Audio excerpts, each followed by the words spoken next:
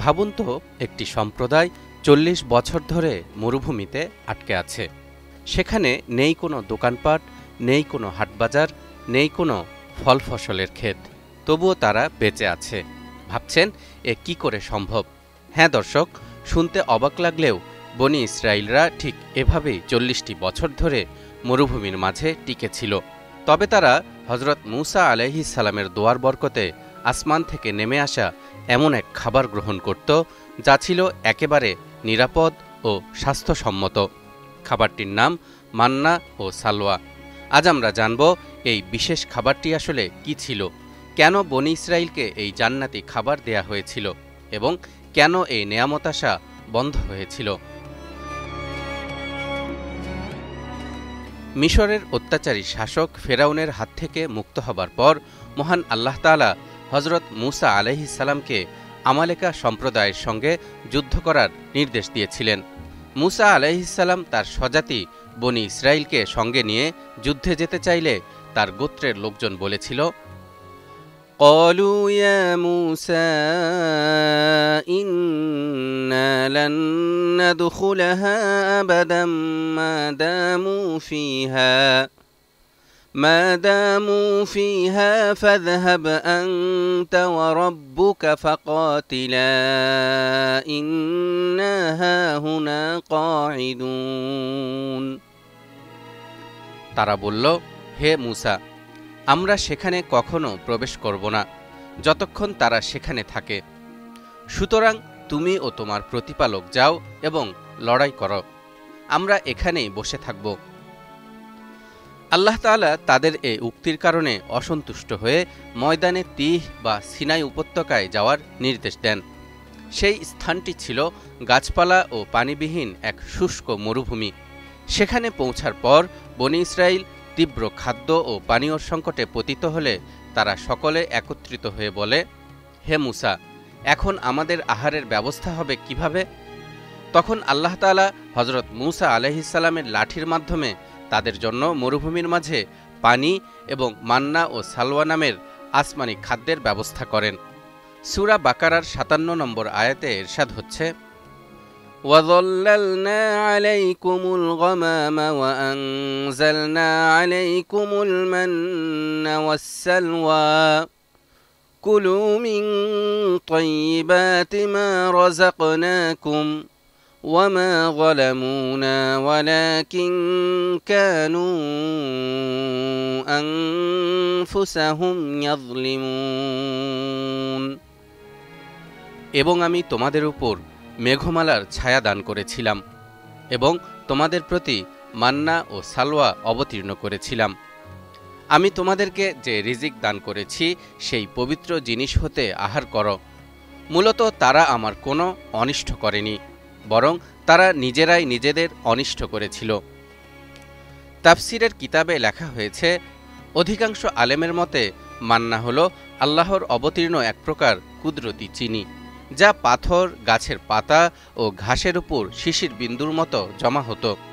এটি ছিল দুধের চেয়ে সাদা এবং মধুর চেয়েও মিষ্টি, এবং এটি শুকিয়ে যাওয়ার পর আঠার মতো জমে যেত। তবে বুখারী, মুসলিম ও তিরমিজি সহ বিভিন্ন হাদিসের কিতাবের একাধিক বর্ণনা থেকে জানা যায়, মান্না হল এমন এক ধরনের উদ্ভিদ বা খাবার যা আপনা আপনি জমিনে উৎপন্ন হয়, কাউকে তা লাগাতে হয় না। এ সম্পর্কে সাঈদ ইবনে যায়েদ রাদিয়াল্লাহু তাআলা আনহু রাসূলুল্লাহ সাল্লাল্লাহু আলাইহি ওয়াসাল্লাম থেকে একটি হাদিস বর্ণনা করে বলেন, আল কামআতু মিনাল মান, অর্থাৎ কামআ হল মান্নার অন্তর্ভুক্ত।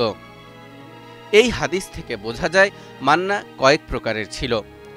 ইংরেজিতে কামআ শব্দের অর্থ মাশরুম। এ কারণেই আধুনিক গবেষণায় বলা হয়েছে মান্না এক প্রকার আটা জাতীয় উপাদেয় খাদ্য, যা শুকিয়ে পিষে রুটি তৈরি করে তৃপ্তির সাথে আহার করা যায়। অন্যদিকে সালওয়া হলো এক প্রকার পাখি, যা চড়ুই পাখির থেকে আকারে কিছুটা বড়। পাখিগুলো উড়ে এসে বনি ইসরায়েলদের হাতে বসে যেত, তখন তারা সেই পাখিগুলোকে জবাই করে ভক্ষণ করত। এসব বর্ণনা থেকে বোঝা যায় মান্না ছিল চাউল বা গমের মতো কার্বোহাইড্রেটের উৎস, এবং সালওয়া বা চড়ুই জাতীয় পাখির মাংস ছিল ভিটামিন ও চর্বির উৎস। সব মিলে তারা পরিপূর্ণ খাবার নিয়মিত খেয়ে বেঁচে থাকতে সক্ষম হয়েছিল। মহান আল্লাহ তাআলা বনি ইসরাইলকে মান্না ও সালওয়া পরবর্তী দিনের জন্য সংরক্ষণ করে রাখতে নিষেধ করেছিলেন, বরং যেদিন যতটুকু প্রয়োজন সেদিন ততটুকু খাবার সংগ্রহ করতে বলেছিলেন। কিন্তু অবাধ্য বনি ইসরাইল সম্প্রদায় বরাবরের মতোই এবারও আল্লাহর নির্দেশ উপেক্ষা করল। তারা ভাবতে লাগল, না জানি কোন দিন আল্লাহ তাআলা এই আসমানি খাবার পাঠানো বন্ধ করে দেন। এ কারণে একসময় তারা মান্না ও সালওয়া পরের দিনের জন্য সংরক্ষণ করতে শুরু করল এবং একই সাথে মান্না ও সালওয়ার পরিবর্তে বিকল্প খাবারের জন্য মুসা আলাইহিস সালামের কাছে আবেদন জানাতে শুরু করল। ইরশাদ হচ্ছে, وَإِذْ قُلْتُمْ يَا مُوسَى لَن نَّصْبِرَ عَلَى طَعَامٍ وَاحِدٍ فَادْعُ لَنَا رَبَّكَ يُخْرِجْ لَنَا مِمَّا تُنبِتُ الْأَرْضُ مِن بَقْلِهَا وَقِثَّائِهَا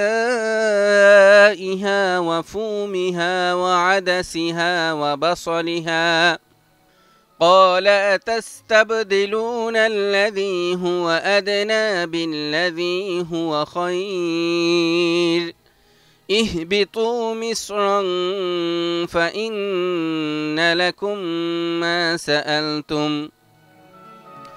স্মরণ করো যখন তোমরা বলেছিলে, হে মুসা, আমরা একই রকম খাদ্যে কখনো ধৈর্য ধারণ করব না, কাজেই তুমি তোমার প্রতিপালকের কাছে আমাদের জন্য দোয়া করো, তিনি যেন ভূমি হতে উৎপাদিত দ্রব্য, শাকসবজি, কাঁকর, গম, মসুর ও পেঁয়াজ আমাদের জন্য উৎপাদন করেন।